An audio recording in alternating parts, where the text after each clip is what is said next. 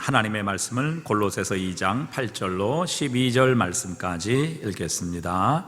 신약성경 326면입니다.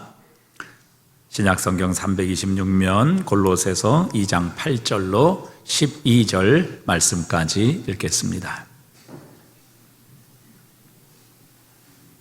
누가 철학과 헛된 속임수로 너희를 사로잡을까 주의하라. 이것은 사람의 전통과 세상의 초등학문을 따름이요 그리스도를 따름이 아니니라. 너희도 그 안에서 충만하여졌으니 그는 모든 통치자와 권세의 머리시라.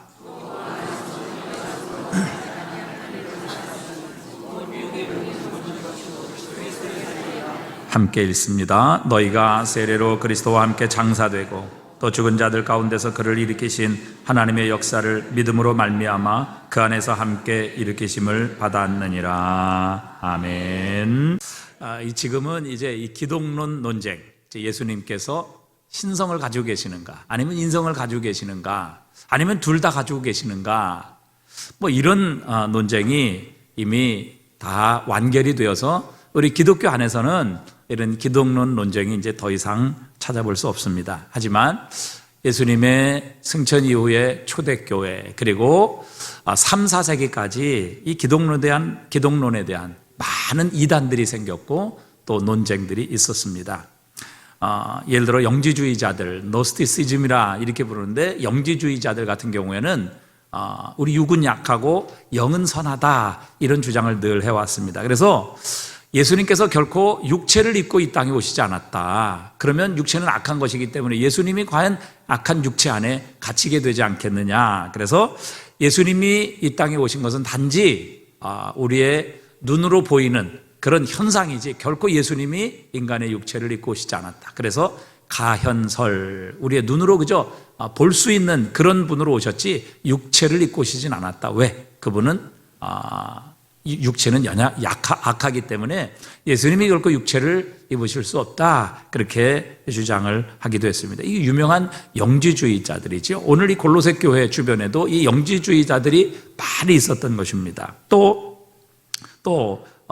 정반대로 예수님은 단지 육체를 가진 인간보다 조금 뛰어난 분이시다. 뭐 이런 주장도 있었습니다. 그런데 이 영지주의자들의 주장에 의해서 예수님이 육체를 입고 오시지 않았다라는 것이 만약에 확실시된다면 사실 우리의 대속은 부정되는 것입니다.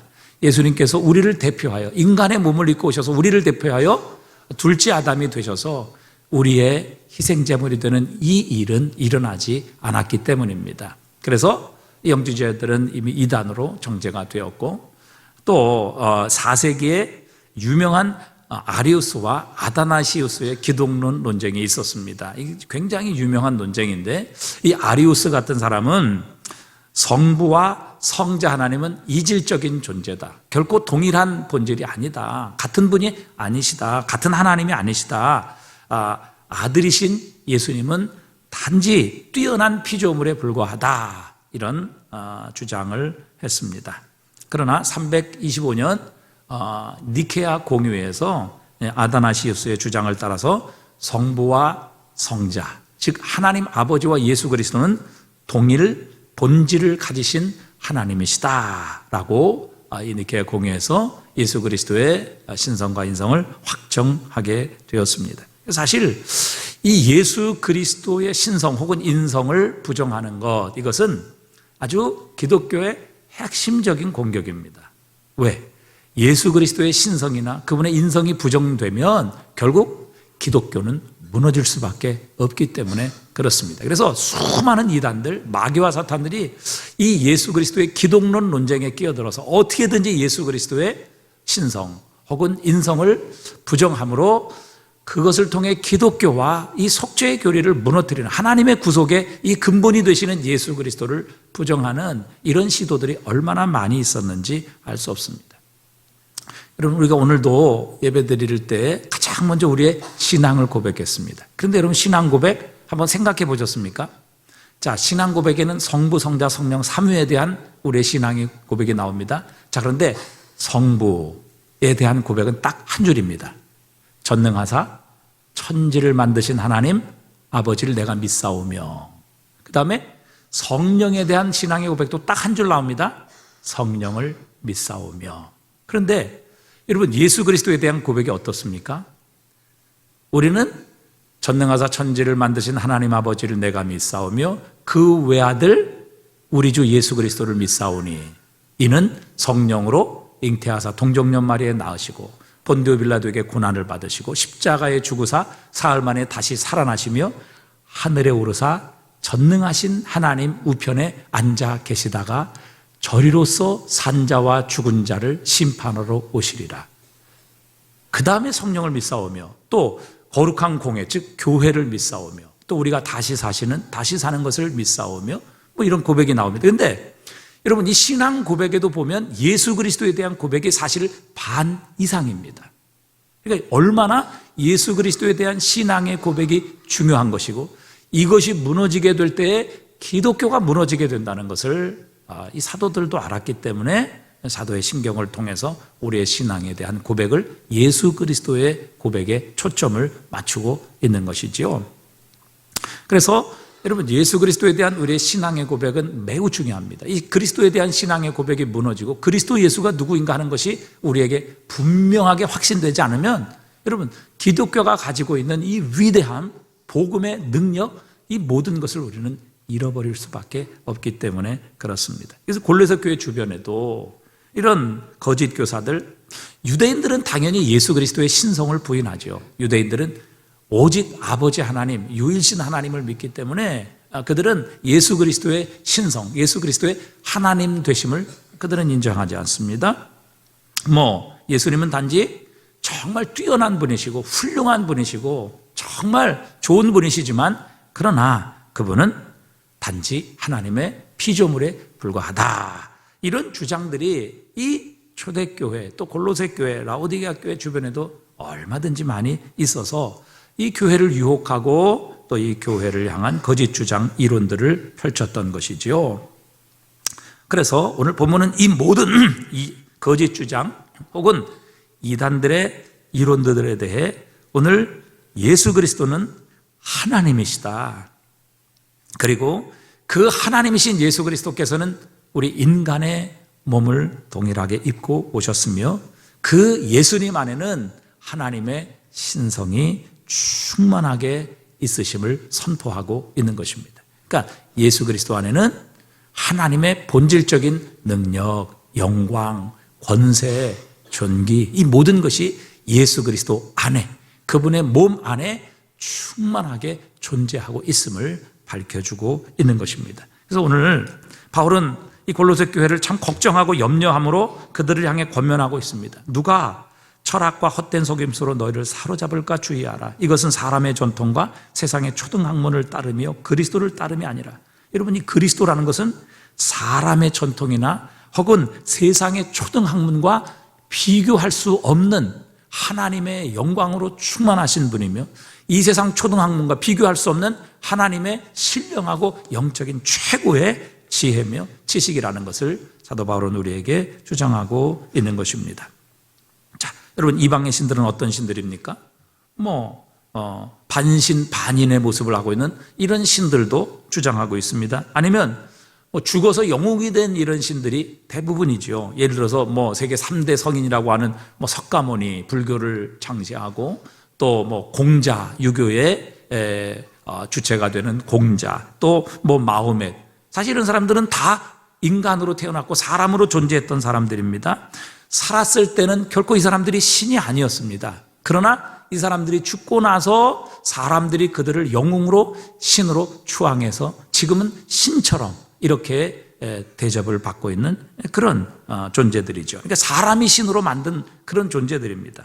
하지만 예수님은 그들과 본질적으로 다른 분이십니다. 예수님은 원래 하나님이십니다. 그 하나님이신 예수님께서 바로 우리를 구원하시기 위해 이 땅에 사람의 육신, 몸을 입고 성육신 하셨으며 그 안에는 하나님의 모든 신성하심, 능력, 권세, 이 모든 것으로 충만하게 채워져 계신 분이시다. 이렇게 말씀하십니다. 그래서 오늘 본문 11절에 보니까 19절에 보니까 그 안에는 신성의 모든 충만이 육체로 거하시고, 이 신성이라는 말은 데우테스라는 말이고 여기서 데오스라는 하나님이라는 말이 나오는 겁니다. 그러니까 예수님 안에는 하나님의 본질, 하나님의 영광, 하나님의 능력이 예수님 안에, 그분의 육체 안에 충만하게 거하신다, 이렇게 말씀하고 계시는 것이죠. 그렇기 때문에 여러분, 예수님께서 등장하신다면 이 세상의 모든 신이라고 추앙받고 모든 영웅이라고 인정받던 존재들은 모두 예수님 앞에 무릎을 꿇어야 합니다. 그분의 발 앞에 엎드리고 그분의 발등상이 될 수밖에 없다는 것이지요. 왜냐하면 그들은 하나님이 아닙니다. 그들에게는 신성도 없습니다. 그들은 단지 인간일 뿐이며 다 피조물에 불과할 뿐이라는 것이죠. 그러나 예수님은 하나님이시라는 겁니다. 그분 안에는 하나님의 본질적인 능력, 영광, 존재, 그리고 그 존귀함이 예수 그리스도 안에 충만하게 거하고 계신다, 이렇게 선포하고 계시는 겁니다. 그렇기 때문에 이 세상의 모든 신적인 존재, 또 영웅으로 추앙받는 모든 것들은 결코 하나님과 비교될 수 없지요. 그 하나님의 신성이 그들 가운데 있는 것도 결코 아닙니다.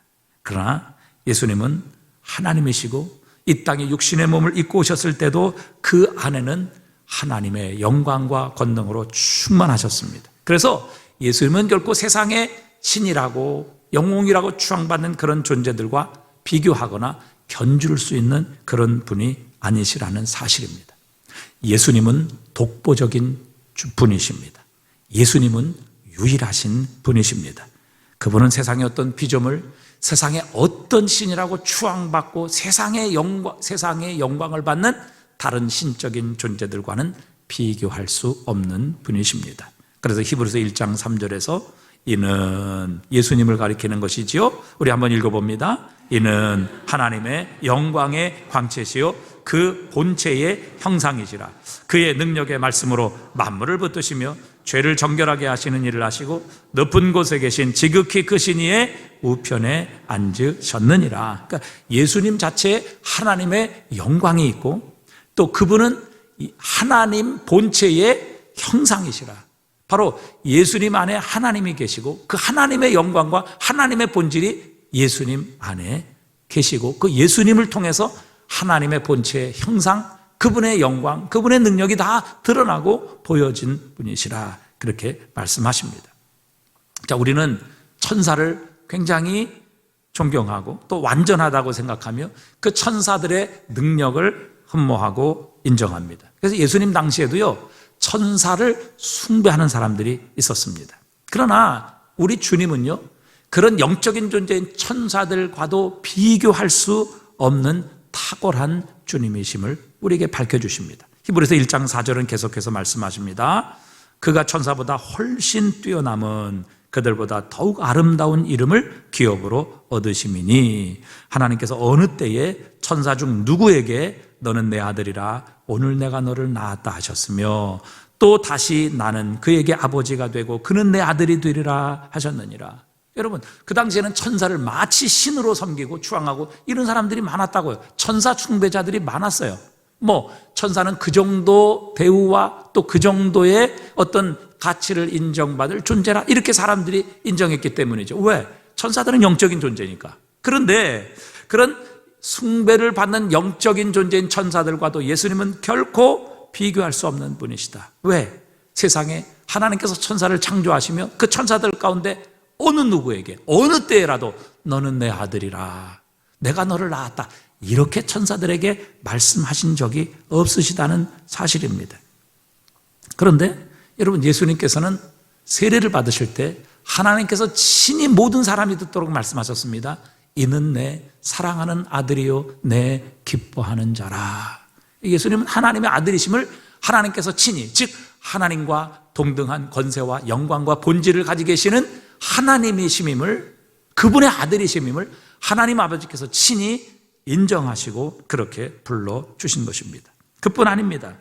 이 사람들까지 숭배했던 이 천사들 자체가 결국 예수님에게 경배하게 될 것이고 주님께서는 그분의 뜻을 이루는 사역자로 천사들을 부리시고 그분의 종으로서 천사들을 사용하실 것이라 그렇게 밝혀주십니다. 그래서 히브리서 1장 6절에 보니까 우리 한번 읽어볼까요? 또 그가 마다들을 이끌어 세상에 다시 들어오게 하실 때에 하나님의 모든 천사들은 그에게 경배할지어다 말씀하시며, 또 천사들에 관하여는 그는 그의 천사를 바람으로 그의 사역자들을 불꽃으로 삼으시느니라 하셨으되, 그러니까 그 당시에 사람들에게 숭배받던 신이라고 추앙받던 천사들조차도 예수님 오시면 그 예수님 앞에서는 그들은 예수님의 그저 종이요 사역자요, 예수님께서 그저 불꽃으로, 또 예수님께서 그분의 뜻을 이루시는 바람 정도로 사용하시는 예수님의 일꾼이요 사역자요 종일 뿐이지, 그 천사들과 예수님은 결코 비교될 수 없는, 예수님은 창조주이시며 천사는 그분의 피조물이시고 그분의 종이심을, 그래서 그 천사들도 결국 모든 천사들이 그리스도 예수의 이름 앞에 무릎을 꿇고 그분을 경배하는 그날이 오게 될 것이다, 이렇게 선언하고 계시는 겁니다. 그래서 여러분, 그리스도 예수 안에 하나님의 모든 충만함이 담겨 있는 것이죠. 그래서 예수 그리스도 안에는 하나님의 모든 영광, 존귀, 권세, 그분의 힘, 그분의 위대함, 모든 것이 충만하게 계시기 때문에 여러분, 예수 그리스도에게는 부족함이 없습니다. 또 그분 안에 있는 자에게도 역시 부족함이 없는 것입니다. 예수님에게는 모자람이 없습니다. 왜요? 그분은 무한하신 하나님이시기 때문입니다. 그분은 전능하신 하나님이시기 때문입니다. 그분은 무소부재하신, 즉 계시지 않은 곳이 없으신 전능하신, 모든 곳에 계셔서 모든 시간 모든 것을 가능케 하시는 전능하시고 전지하신 하나님이시기 때문입니다. 그래서 예수님 안에는 결코 부족함이 없습니다. 왜요? 그분은 하나님의 충만함으로 충만하신 분이시기 때문입니다. 그렇기 때문에 여러분, 예수님 안에 있을 때 결코 부족함이 없죠. 모자람이 있을 수 없습니다. 많은 거짓 선지자들 혹은 이단들, 또 이 거짓 선생들이 이 교회에 들어와서 예수를 믿는 거 좋다, 그러나 예수를 믿는 것만으로 결코 충만하지 않다, 예수를 믿기 위해서는, 예수를 믿고 정말 충만한 하나님의 구원을 받기 위해서는 이런 이론들을 덧붙여야 하고 이런 것들을 더 믿어야 한다. 유대인 같은 경우에는 우리가, 여러분이 예수를 유대인 그리스도인들 가운데는 예수를 믿는 거 좋다, 그러나 하나님의 구원을 확신하기 위해서는 여러분 할례도 받아야 된다, 유대인의 전통도 지켜야 된다, 절기도 지켜야 된다, 그래야 이 그리스도 예수를 통해서 주신 하나님의 구원이 완성되고 이루어진다, 이런 주장을 했던 것입니다. 이런 일에 대해 바울은 아주 분노하며 그들의 속임수, 그들의 거짓 주장 속아 넘어가지 말 것을 이 골로새 교회에 권면하고 있는 것입니다. 왜요? 예수 그리스도는 하나님이시라는 것입니다. 그분 안에 하나님의 모든 신성이 충만히 있다는 것이죠. 그분은 전능하신 하나님이시고 그분 안에는 하나님의 위대하시고 전지하시고 무소부재하신 이 위대하신 하나님의 신성이 예수님 안에 충만히 거하시기 때문에 예수님 한 분으로 충분하다는 것입니다. 예수님 이외에 무엇인가를 더할 다른 이론, 다른 사상, 다른 어떤 형식, 다른 습관, 이런 것들은 결코 존재할 수 없다는 것이죠. 거기에 덧붙일 것이 없다는 것입니다.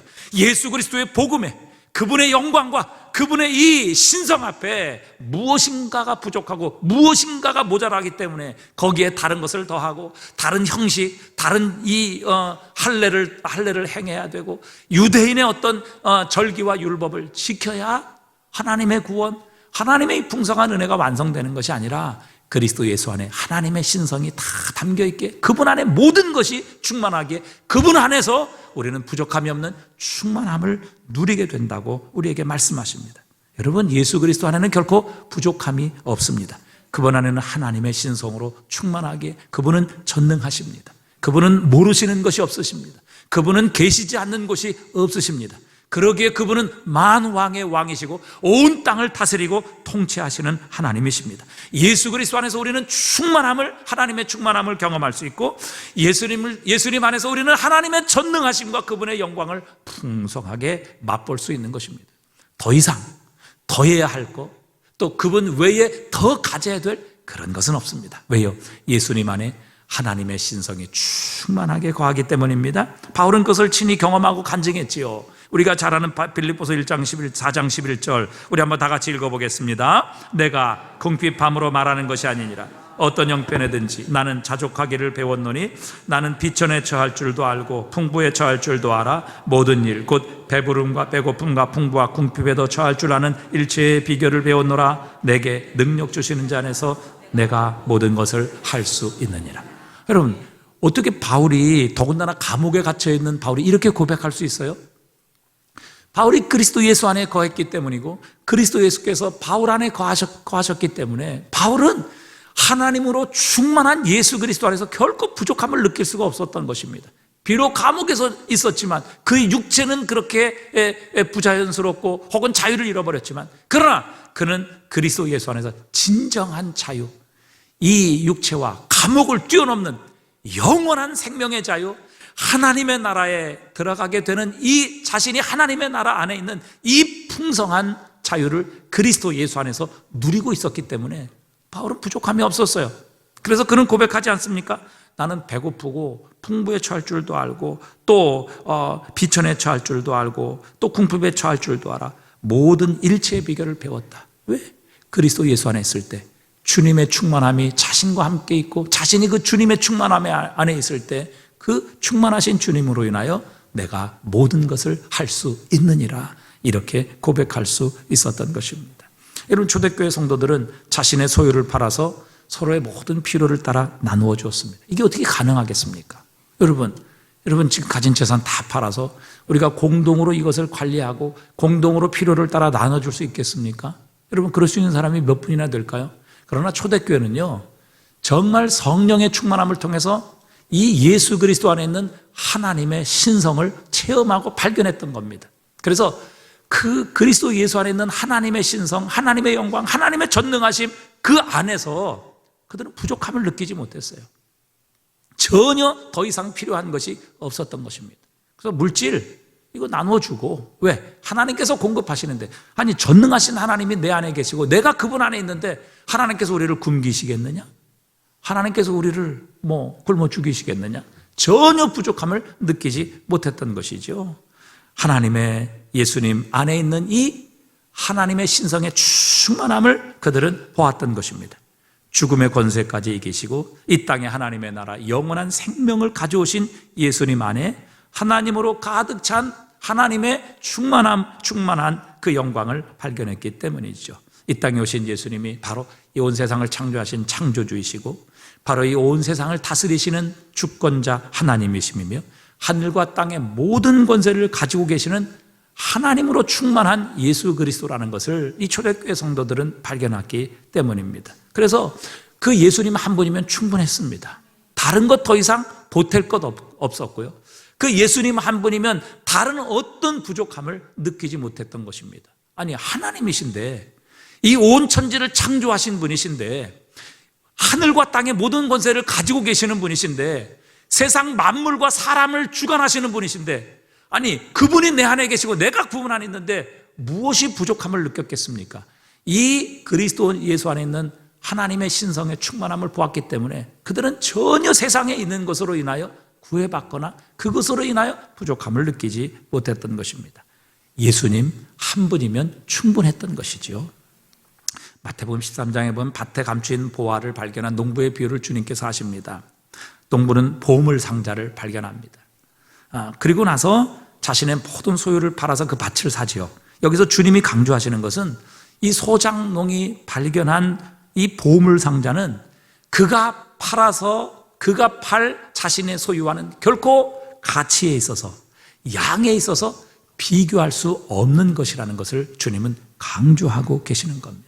즉 하나님의 나라를 발견한 사람, 예수 그리스도 안에 있는 하나님의 신성한 충만함을 발견한 사람은, 여러분, 우리가 아무리 희생하고 그분을 위해 아무리 모든 것을 내려놓고 우리가 순종할지라도 그 그리스도 예수 안에 있는 그 하나님의 충만함, 신성의 충만함, 그 가치, 그 영광, 그 어떤 것과도 비교할 수 없는 압도적인 기쁨, 압도적인 하나님의 영광과 능력이라는 것을 우리에게 분명히 주님께서는 강조하고 계시는 겁니다.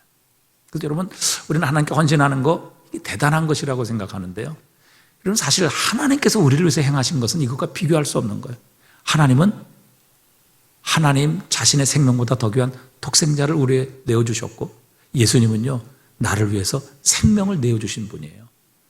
여러분, 하나님의 신성으로 충만한 예수님이 나를 위해 생명까지 내어주실 사랑으로 나를 사랑하고 계신다면, 여러분, 우리가 이 땅을 살아가며 무엇을 염려하며 걱정하며 무엇을 두려워하겠습니까? 그 물질 하나 때문에 여러분, 우리가 하나님 앞에 내려놓지 못하고 그 물질을 우리 하나님으로 섬기는, 그것에 매여서 사는 이런 삶을 살아가는 건 진짜 그리스도 예수 안에 있는 이 하나님의 신성의 충만함을 우리가 발견하지 못한 겁니다. 제가 그 주일날 되면요, 카페 가끔 한 번씩 내려갑니다. 그러면 아이들이 초등학교 다니는지 뭐 유치원 다니는 아이들이 모여서 자기들끼리 뭐 과자를 이렇게 뭐 까놓고 봉지해서 자기들끼리 뭐 또 먹고 뭐 폰도 보고 막 그래요. 그래서 제가 지나가면서 그래요. 과자 하나 줄래? 그러면 싫어요. 그래요. 안 줘요. 근데 왜 걔네들이 안 주는지 아십니까? 저한테 주면 그거 뺏기는지 알아요. 자기 손해인 줄 알아요. 근데 걔들이 진짜 모르는 게 있어요. 제가 가지고 있는 지갑에 얼마가 들어있는지 모르는 거예요. 제가 걔네들을 위해서 할 수 있는 일이 어떤 것인지 자기들이 모르는 거예요. 여러분, 만약에 그 아이들이요, 제 지갑 안에 있는 돈이 얼마 정도인지를 안다면요, 그 과자 하나가 아니라 봉지채 저한테 줬을 겁니다. 왜? 그러면 제가 그들에게 박스로 사줄 수 있는 그런 역량이 저한테 있거든요. 그 정도의 돈은 있거든요. 그거 안다면 하나 주는 거 아까워하겠어요? 절대 그렇지 않을 겁니다. 달라 그러면요, 통째로 다 줄 거예요. 근데 모르는 거예요. 제 안에 얼마나 있는지, 제가 그들을 위해 어떤 것을 할 수 있는지 모르는 거예요. 그러니까 그 과자 하나가 아까운 거죠. 여러분, 똑같은 거거든요. 여러분, 그리스도 안에 있는 신성의 충만함이 어떤 것인가를 우리가 안다면요, 여러분, 우리가 생명을 드려도 그건 아깝지 않은 거예요. 하나님이신 예수님이 우리를 위해 생명까지 주실 정도로 우리를 사랑하시고 우리를 위하시는데, 여러분, 생명을 드리는 것조차도 아깝지 않은 거예요. 그래서 여러분, 기쁨으로 순교하는 그 이유가 거기에 있는 겁니다. 왜? 그리스도 예수 안에 있는 바로 하나님의 충만함을 보았기 때문에. 이건 육신적인 죽음 아무것도 아니에요. 왜? 이미 하나님께서 우리에게 영원한 생명 주셨고, 육신적인 죽음조차도 그리스도 예수의 부활을 따라 우리를 다시 영원한 부활의 몸으로 살리실 것을 믿음의 눈으로 보았기 때문에, 여러분, 죽는 거 아무것도 아니라는 것이지요. 여러분, 그리스도 예수 안에 있는 하나님의 신성의 충만함이라는 게 바로 그거예요.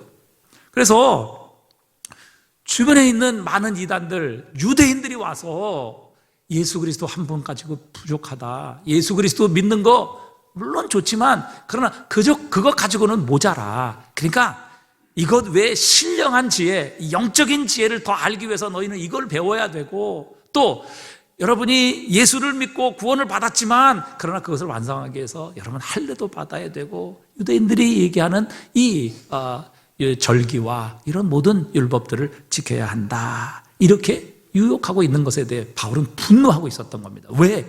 예수 그리스도는 하나님이신데, 교회가 하나님이신 그분, 하나님으로 충만한 예수 그리스도를 가지고 있는데 뭐 다른 것이 필요하겠느냐는 거예요. 거기에 뭐 덧붙일 게 있냐는 것이죠. 아니, 하나님이신 그분이 우리의 주인이시고 그분이 우리의 구주이신데 그 하나님이 외에 더 무엇인가 덧붙일 게 있고 무엇인가를 거기에 더해야 하나님의 이 충만한 은혜와 구원이 우리에게 더할 수 있느냐 하는 것이죠. 유대인들이 그렇게 주장을 했습니다. 여러분들 예수 믿지만 구원을 받으려면 할례를 받아야 됩니다. 거짓말이지요. 여러분, 사실 예수 그리스도 안에 있는 하나님의 충만함을 우리가 진짜 발견하고 그 하나님의 충만하심을 우리가 친히 경험하게 된다면, 우리 부르는 찬송가의 가사처럼 나와 세상은 간 곳 없고 구속한 주만 보이도다. 여러분, 이 찬양이 우리의 신앙의 고백이 될 수밖에 없는 것입니다. 요한복음 14장에서 예수님께서 제자들을 향해 선언하셨습니다. 내가 곧 길이요 진리요 생명이니 나로 말미암지 않고는 아버지께로 올 자가 없느니라. 그리고 주님께서는 너희가 나를 알았더라면 내 아버지도 알았으리로다. 그러나 이제부터는 너희가 그를 알았고 그를 보았느니라. 그러니까 예수님이 이렇게 말씀하시는 거예요. 너희가 내가 누구인지를 진짜 알았다면 내 아버지 하나님도 너희가 알았으리라. 그런데 이제부터 너희가 하나님 아버지를 알았고 하나님 아버지를 또 보았느니라, 이렇게 말씀을 하세요. 그러니까 제자들이 그 말씀을 이해하려 하지 못해요. 예수님께서 다시 한번요, 너희가 내가 누군지 알았다면 내 아버지도 알았을 것이다. 그런데 이제부터 너희가 내 아버지를 알았고 내 아버지를 보았느니라, 이렇게 말씀하시니까 제자들이 그 말씀을 전혀 이해하지 못했어요. 그래서 빌립이 예수님께 뭐라고 요청을 하는가 하면 요한복음 14장 8절에 보니까 이렇게 예수님께 말씀을 드려요. 요한복음 14장 8절, 빌립이 이르되 주여 누구를 우리에게 보여주옵소서? 아버지를 보여주옵소서. 그리하면 족하겠나이다. 그러니까 예수님께서 이렇게 말씀하세요. 이르시되 빌립아, 내가 이렇게 오래 너희와 함께 있으되 네가 나를 알지 못하느냐? 나를 본 자는 누구를 보았거늘? 아버지를 보았거늘 어찌하여 아버지를 보이라 하느냐? 내가 아버지 안에 거하고 아버지는 내 안에 계신 것을 내가 믿지 아니하느냐? 내가 너에게 이르는 말은 스스로 하는 것이 아니라 아버지께서 내 안에 계셔서 그의 일을 하시는 것이라. 그러니까 예수님의 말씀을 요약하면 이겁니다.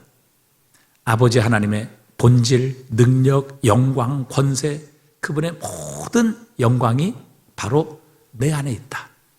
바로 내가 아버지 하나님과 동일한 하나님이기 때문에 나를 본 자는 곧 하나님을 본 것이다. 그러니까 예수님 안에 하나님의 모든 신성이 충만하게 거하시기 때문에 예수님을 본 자는 곧 하나님을 본 자다. 그러니까 예수님을 알고 발견하고 깨달으면 그 사람은 곧 뭐예요? 하나님을 알고 하나님을 발견하고 하나님의 영광, 그분의 존재, 그분의 위대하심, 그분의 전능하심을 이미 보고 깨달은 것이기 때문에 더 이상 하나님을 보여달라고 이렇게 말할 필요가 없다는 것이죠.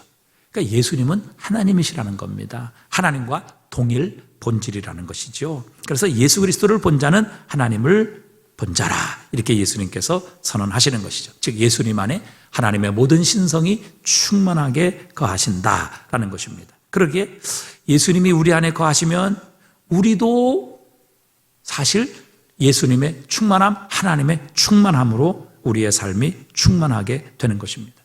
여러분, 이 세상에 어떤 세상의 통치자도 권세자도 예수님을 능가할 존재는 없습니다. 모두 예수님의 발 아래에 있습니다. 예수님은 모든 것의 머리가 되십니다. 에베소서 1장 21절입니다. 우리 함께 읽어보겠습니다. 모든 통치와 권세와 능력과 주권과 이 세상뿐 아니라 오는 세상에 일컫는 모든 이름 위에 뛰어나게 하시고 또 만물을 그의 발 아래에 복종하게 하시고 그를 만물 위에 교회의 머리로 삼으셨느니라. 교회는 그의 몸이니 만물 안에서 만물을 충만케 하시는 이에 충만함이라. 아멘. 예수님이 이렇게 말씀하시죠. 모든 통치, 세상의 어떤 권세자들을 말하는 겁니다. 권세, 능력, 주권. 그러니까 이 세상의 모든 권세자들, 능력들, 통치자들, 그러니까 영적인 존재까지도 모두 말씀하시는 거예요. 그러니까 이 세상의 모든 것, 이 세상뿐 아니라 앞으로 오는 세상의 모든 것 위에 예수 그리스도께서 계시다. 그러니까 예수 그리스도께서 모든 이름 위에 뛰어난 이름을 가지고 계시고 예수 그리스도도 모든 만물의 머리이시며 그 모든 만물의 머리이신 예수님을 하나님께서는 교회의 머리로 삼아 주셨다, 이렇게 말씀하십니다. 여러분, 예수님의 이름보다 뛰어난 이름은 없습니다. 예수님 위에 있는 존재는 없습니다. 왜? 그분은 하나님이시기 때문에. 예수님을 능가하는 권세자도 없으며 예수님 이름보다 더 뛰어난 능력과 권세를 가진 존재는 세상에 없습니다. 예수님께서 베드로의 신앙 고백을 통해 이렇게 말씀하시죠. 내가 네게 이르노니 너는 베드로라. 내가 이 반석 위에 내 교회를 세우리니 음부의 권세가 이기지 못하리라. 이 지옥의 권세, 마귀와 사탄의 권세, 이 세상의 주권자 아닙니까? 이 세상의 왕이잖아요. 이 세상을 다스리는 주권자잖아요. 그런데 이 세상을 다스리는 이 지옥의 권세, 마귀의 권세, 음부의 권세도 결코 교회를 이기지 못할 것이다. 왜요? 한 가지 이유 때문입니다. 예수님께서 교회의 머리가 되시기 때문입니다. 자, 이 세상의 모든 권세, 능력, 그 다음에 통치, 주권, 이 모든 것 위에 뛰어난 이름을 예수님이 가지고 계세요. 모든 만물 위에 예수님이 머리가 되십니다. 그런데 그 모든 만물, 모든 주권 위에 계시는 뛰어난 이름 예수 그리스도가 교회의 머리가 되시는데 그 아래에 있는 마귀의 권세, 사탄의 권세, 지옥의 권세가 어찌 교회의 머리가 되시는 주님을 이길 것이며 교회의 머리가 되시는 주님을 머리로 삼고 있는 교회를 이길 수 있겠느냐 하는 것입니다. 이게 불가능한 일입니다. 그래서 여러분, 예수님보다 더 큰 권세는 없습니다. 예수님보다 더 뛰어난 이름은 세상에 존재하지 않습니다. 주님보다 더 센 권력은 세상에 존재하지 않지요. 그런데 여러분, 왜 이렇게 그리스도 예수 안에는 하나님의 신성이 충만하게 거하는데 우리는 이 하나님의 신성의 충만함으로 우리의 삶이 채워지지 않는가 하는 거예요. 그 이유 중에 하나는 이렇게 볼 수 있습니다. 소위 말해서 우리가 양다리를 걸치고 살기 때문에 그래요. 그러니까 우리가 그리스도 예수 안에 있고 예수가 우리 안에 정말 거하신다면 우리는 그리스도 예수 안에 있는 이 신성의 충만함으로 우리도 충만해질 거예요. 그런데 우리가 온전히 예수 그리스도 안에 속해 있고 또 예수 그리스도가 우리의 온전한 주인이 되시는 것이 아니라 우리 양다리를 걸치고 삽니다. 교회도 나오고 세상도 사랑합니다. 예수님도 의지한다고 말하며 세상도 의지합니다. 주님 없이는 살 수 없다고 그렇게 고백하면서 세상에 있는 기쁨과 쾌락도 없으면 못 삽니다. 이렇게 양다리를 걸치고 사니까 하나님의 충만이 우리에게 임했다가도 이 충만이 어떻게 돼요? 다 새어나가는 겁니다. 다 빠져나가는 겁니다. 여러분 풍선 보세요. 그 풍선에 수소가 혹은 헬륨이 충만하게 들어가 있으면요 어떤 작업하지 않아도 저절로 떠오르게 됩니다. 그러나 그 풍선에 공기가 빠져나가게 되면 그 풍선은 아무 짝에도 쓸모없어요. 아무 힘도 없는 것입니다. 왜 우리가 이 그리스도 안에 있는 하나님의 충만함으로 충만하게 채워지지 못하는가? 무엇인가 지금 세상을 향해 구멍이 나 있기 때문에 그래요. 예수도 사랑하고 세상도 사랑하고 또 예수님도 믿고 이 세상의 쾌락도 믿고 예수님 안에 있는 이 영적인 기쁨도 사랑하고 세상의 기쁨도 포기하지 못하기 때문에 하나님께서 주신 이 그리스도 안에 있는 충만함이 다 빠져나가게 되는 것이죠. 하지만 여러분 예수 그리스도 안에 하나님의 신성의 충만함이 있습니다. 예수 그리스도 안에 전능하신 하나님의 능력, 권세, 영광, 하늘과 땅의 모든 권세가 있습니다. 그래서 여러분 예수님을 우리의 인생의 머리로 삼으십시오. 주님을 우리의 삶의 주인으로 모셔드리십시오. 그러면 어떤 권세도 어떤 능력도 어떤 지옥의 권세도 우리를 이길 수 없습니다. 왜요? 우리의 머리가 되신 분이 모든 이름 위에 뛰어나신 분이기 때문입니다. 그분의 권세와 능력을 능가할 다른 존재, 다른 영적이고 신적인 존재는 세상에 없기 때문에 그렇습니다. 그래서 여러분 우리의 삶에 교회의 머리가 되시는 예수님 때문에 지옥의 권세가 교회를 이기지 못하는 것처럼 여러분 우리의 삶에 예수님을 머리로 우리의 삶의 주인으로 인정하며 그분에게 순종하게 되면 여러분 세상의 어떤 권세도 어떤 죄악도 어떤 지옥도 어떤 어둠의 영도요 어떤 병마도 심지어는 귀신들 질병들조차 결코 우리를 이기지 못하게 하실 겁니다. 왜요? 우리가 우리의 머리가 되시는 예수 그리스도를 능가할 수 있는 다른 이름, 다른 권세, 다른 능력은 없기 때문에 그렇습니다. 예수님 외에 다른 어떤 하나님의 충만함을 경험할 수 있는 아니 그 충만함을 더하고 보태고 더 풍성하게 만들 수 있는 그런 존재는 없습니다. 그러기에 예수님께서 교회의 머리가 되실 때 예수님께서 우리의 머리가 되실 때 지옥의 권세, 세상 어두운 권세, 악한 마귀와 사단의 권세, 심지어는 어떤 죄의 권세도 예수님을 머리로 삼은 우리를 건드릴 수 없을 것입니다. 우리는 주님 안에서 진정한 하나님의 풍성함을 맛보며 살게 될 것입니다. 자, 마지막 오늘 본문 11절에 보니까 유대인들이 주장하는 거예요. 그 안에 너희가 손으로 하지 아니한 할례를 받았으니 곧 육체의 몸을 벗는 것이요 그리스도의 할례니라. 너희가 세례로 그리스도와 함께 장사되고 또 죽은 자들 가운데서 그를 일으키신 하나님의 역사를 믿음으로 말미암아 그 안에서 함께 일으키심을 받았느니라. 예수를 믿은 유대인들의 주장이에요. 예수 믿는 거 좋지만 그러나 하나님의 백성의 표시로 할례를 받아야 된다. 그래야 예수의 구원이 완성되고 하나님의 풍성함이 여러분에게 임하게 될 것이고 여러분 하나님의 백성의 자격이 있다. 이렇게 지금 주장을 하는 거예요. 그러나 바울은 여기에 단호하게 말합니다. 예수를 믿고 세례를 받아 그리스도인 되었으면 더 이상 할례 받을 필요가 없다. 그렇게 표현하는 거예요. 더 이상 예수 믿는 사람들은, 세례받은 그리스도는 할례를 다시 받을 필요가 없다. 유대인들이 주장하는 하나님의 백성의 표시, 그거 아무것도 아니다. 이렇게 표현하고 있는 것입니다. 여러분, 할례라는 것은 우리 육체의 어떤 작은 조각을 떼어내는 것이죠. 그게 바로 할례입니다. 그것을 통해서 우리가 하나님께 속하고 하나님의 백성이라는 것을 하나의 표시로, 증거로 나타내는 것이죠. 근데 여러분, 그리스도 안에서 우리가 세례를 받았다면, 여러분, 세례는 할례처럼 우리 어떤 몸의 작은 조각을 떼어내는 정도가 아니라 우리의 삶의 방식 전체, 우리의 삶의 모든 존재 전체를 우리의 삶에서 떼어내는 것이라고 바울은 말하고 있는 겁니다. 자, 이게 무슨 말인가 하면, 여러분, 이 할례는 단지 육체에서 작은 부분을 떼어내는 것이지만 세례는요, 우리가 그리스도와 연합하는 겁니다. 그래서 우리의 작은 육체의 부분을 떼어내는 정도가 아니라 우리의 옛사람이 그리스도 예수와 함께 십자가에 죽는 것을 의미하는 것입니다. 그리스도 예수와 함께 다시 새로운 존재로 살아나는 것, 이것이 바로 세례이며, 그 세례를 통해서 우리는 하나님의 백성임을, 구원받은 하나님의 자녀임을 증거하는 것이죠. 여러분, 우리가 예수 그리스도를 믿고 세례를 받는 것은 이 세상에 대해서 죽었다는 것을 인정하는 것입니다. 그리고 하나님에 대해, 이제는 하나님의 나라에 대해 내가 새로운 존재로 다시 태어나게 된 것이죠. 그래서 세례라는 것은 예수 그리스도와 연합입니다. 예수 그리스도와 함께 십자가에 죽은 것처럼 나의 옛사람, 나의 이 죄성, 이 세상을 사랑하던 마음, 그리고 이 세상을 향해 끈질기게 붙어있던 이 죄악의 본성들을 십자가에 못 박는 것, 죽는 겁니다. 예수와 함께.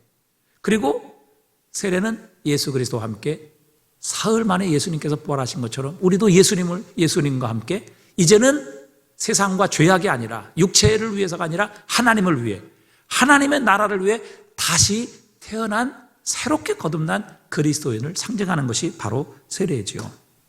그래서 여러분, 우리가 세례를 받음으로 우리는 더 이상 죄가 우리를 주장하지 못합니다. 이 죄라는 것은요, 빚을 진 것과 똑같아요. 여러분, 빚을 지게 되면요, 그것을 갚기 전에는 끝나지 않습니다. 없어지지 않아요. 사라지지 않아요. 끝까지 따라옵니다. 그런데 그 빚이 해결되고 없어지는 유일한 한 가지 방법이 있어요. 갚지 않고 해결되는 방법. 그게 뭔가 하면 그 빚을 진 자가 죽는 겁니다. 그럼 빚을 진 자가 죽으면 어디서 빚을 받을 거예요? 어떻게 할 겁니까? 죽었는데. 그러니 끝입니다. 더 이상 받을 수가 없는 거예요. 그래서 그 빚이라는 힘이 뭐예요? 힘을 잃는 겁니다. 왜? 아니, 빚을 받을 대상자가 죽었는데 뭐 어떻게 할 거예요? 죽은 사람을. 이게 여러분, 죄와 똑같은 겁니다. 죄도요, 이 율법이 우리의 죄를 정죄하지 않습니까? 그런데 여러분, 우리가 율법에 대해 죽으면요, 죄는 더 이상 우리를 정죄할 수가 없어요. 여러분, 우리가 이제 범죄자들을 수배하잖아요. 그리고 이렇게 죄를 우리가 이렇게 이제 수사하고 그러잖아요. 여러분, 얼마나 우리의 현실과 역사 가운데 그런 사람 많아요. 죄를 지어서 수사를 받고 있어요. 근데 이 죄가 만약에 판결을 받아서 정말 그 죄가 인정이 된다면 여러분, 감옥에 10년을 살고 어떤 사람은 사형을 받을 그런 죄를 지은 사람이 있어요. 그런데 여러분, 그 사람이 죽어요. 어떤 사람은 스스로 목숨을 끊은 사람도 있고 죽는단 말이죠. 여러분, 옛날에 그 세월호 사건 때문에 유병헌 씨인가요? 그 사람 있었잖아요. 그 사람 여러분, 수배당해서 그 사람 때문에 304명이나 그 사람이 죽어서 얼마나 세상에 떠들썩했습니까? 그래서 그 사람을 찾기 위해서 전국에 지금 수배가 됐었단 말이죠. 그래서 그 사람 잡히면요, 이거 엄청난 형량을 받을 것 같았어요. 근데 어떻게 됐습니까? 그 사람 죽었잖아요. 예? 그래서 시신으로 발견됐고 나중에 DNA 다 조사하니까 그 사람이 유병헌이라는 게 맞았단 말이죠. 그러니까 어떻게 됐습니까? 모든 것이 다 끝났어요. 왜? 그 정죄를 받아야 할 대상이 죽었는데 어떻게 하겠어요? 그러니까 여러분, 우리가 이 죄의 정죄에서 벗어나는 길이 그겁니다. 그래서 로마서 7장에서 사도 바울이 그런 얘기를 했어요. 남편이 살아있을 때 여자가 다른 남자에 가면 이건 간음하는 거라. 그러나 남편이 죽으면 여자는 뭐예요? 자유한 거예요. 다른 데 시집을 가도 간음이 되지 않아요. 왜? 남편이 죽었기 때문에 남편의 손에서 벗어나는 거예요. 마찬가지거든요. 여러분, 세례라는 것은 우리가 그리스도 예수와 함께 죽는 거예요. 옛사람이. 우리가 그리스도와 함께 죽으면요, 더 이상 율법은 우리에게 영향력을 잃어버리는 겁니다. 율법은 우리의 죄를 정죄하는 것인데 우리가 죽었는데 어떻게 율법이 우리 죄를 정죄하겠습니까? 왜? 죄의 대상, 죄를 받아야 될 우리가 죽었는데. 그리고 이제는 뭐예요? 우리는 새 사람으로 거듭나서 이제는 하나님을 위하여 하나님 나라 백성으로 다시 거듭났기 때문에 더 이상 율법이 우리를 주장하지 못하는 거예요.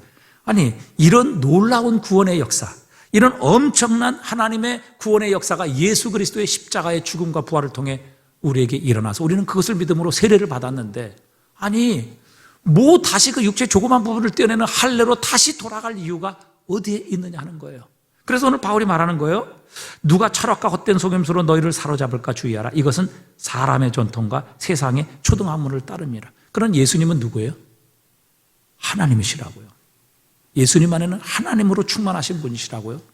그분은 초등학문이 아니라 이 세상의 모든 지식과 모든 지혜의 본체이시고 본질이세요. 근데 우리가 그 그리스도 예수로 말미암아 옛사람에 대해서는 죽고 새 사람으로 거듭나서 세례를 받았는데, 세례를 통해서, 근데 뭘 다시 이런 할례를 받는 것으로 다시 돌아가느냐 이런 거예요. 이게 우리가요, 여러분 대학교도 나오고 대학원도 나오고 박사학위도 받았어요. 근데 박사학위까지 받았는데 나중에 뭐예요? 돌아보니까 초등학교에 돌아가서 지금 다시 구구단 외우고 1, 2, 3, 4 플러스만 해서 배우는 그런 사람과 똑같은 거예요. 이건 정신없는 사람 아니에요. 바울이 지금 골로새 교회를 향해 그 말하는 거예요. 아니, 그리스도 예수 안에는 하나님의 신성으로 충만하고 그분 안에 모든 것이 있고 그분 안에서 우리는 이미 옛사람이 죽고 다시 살아나는 세례까지 받았는데, 아니 무슨 할례를 우리의 몸에서 살점 조금 떼어내는 이런 걸로 하나님의 백성임을 우리가 증명해 갈 것이며, 아니 세상이 말하는, 사람이 말하는 그 세상의 지혜, 세상의 철학을 가지고 무엇인가를 더하려고 노력하느냐. 왜? 우리가 받은 이 복음은 바로 하나님 그리스도 예수 안에 있는 하나님의 충만함으로 충만함을 이미 받게 된 이 복음을 우리가 받았는데, 아니 이 복음을 놔두고 왜 거짓 선생, 이 초등학문 사람의 이야기에 귀를 기울이게 되겠느냐 하는 것입니다. 우리는 이미 하나님의 신령한 지혜로 하나님 되심의 이 영광을, 충만함을 이미 우리 안에 가지고 있는데 왜 이렇게 놀라운 능력과 구원의 은혜를 받은 사람이 다시 작은 부분을 떼어나는 할례로 비교할 수 없는 이 사소한 의식과 전통으로 되돌아가야만 하겠느냐, 이렇게 말씀하고 계시는 겁니다. 이미 여러분, 우리는 주인이 바뀐 존재입니다. 우리의 신분이 달라졌습니다. 우리의 소속이 달라졌어요. 우리는 더 이상 세상이나 이 세상의 초등학문, 세상에 가르치는 사람들의 지혜, 세상의 인간의 생각에서 나온 철학, 여러분 이런 것들을 뛰어넘어 우리는 하나님의 입으로 나온 하나님의 복음을 가지고 있는 사람이에요. 우리를 구원하시는 하나님의 지혜인 예수 그리스도를 이미 가지고 있는 사람이라고요. 그런데 왜 다시 사람의 철학, 이 사람의 학문으로, 초등학문으로 돌아가서 무엇인가 사람의 지혜를 따라 더하고 무엇인가 할례를 행하는 이런 곳으로 되돌아가겠느냐. 그리스도 한 분이면 충분하다. 그 안에 하나님의 모든 신성이 충만하게 거하신다. 그분 안에 모든 것이 있다. 그분이 전능하신 하나님이심이며 그분이 온 땅 만물의 창조이시고 천주의 주제이시다. 그분 안에 있을 때 우리는 모든 것에 부족함이 없으리라. 이렇게 선언하고 계시는 겁니다. 예수 그리스도는 하나님의 모든 충만함으로 가득하신 분이십니다. 그 안에 있을 때 우리는 부족함이 없습니다. 그 하나님의 충만하심으로 그분의 전능하심, 그분의 무소부재하심, 또 그분의 전지하심, 이 모든 하나님으로 예수님 안에 충만하게 계시기에 우리는 그분 한 분으로 충분한 겁니다. 그분 안에 결코 부족함이 있을 수 없어요. 왜? 그분이 하나님이신데 그 하나님이 뭐가 부족하시겠습니까? 그러기에 우리는 그리스도 예수 안에 있는 이 하나님의 풍성함을 날마다 누리며 그 풍성함을 우리의 것으로 우리가 소유하기 위해 우리는 늘 최선을 다해야 되죠. 더 이상 세상의 초등학문, 사람의 지혜에서 나온 것에 귀를 기울일 필요가 없습니다. 여러분 뭐 정치의 이야기, 경제의 이야기, 뭐 세상의 문화의 이야기, 여러분 그거 백날 해봐야 거기에 예수 그리스도 안에 있는 이 복음의 구원과는 결코 비교할 수 없는 겁니다. 그건 다 사람의 이야기고 인간의 지혜에서 나오니 초등학문이에요.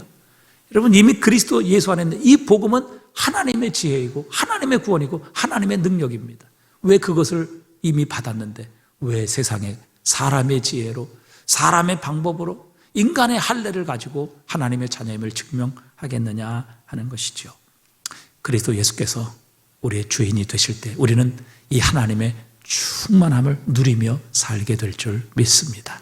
그리스도 예수 안에 있는 이 연합으로 말미암아 우리는 이미 세상에 살지만 하나님 나라에 속한 하나님의 백성이며 그 하나님의 나라를 살아가는 천국 백성임을 하나님은 우리에게 분명히 선언해 주셨습니다.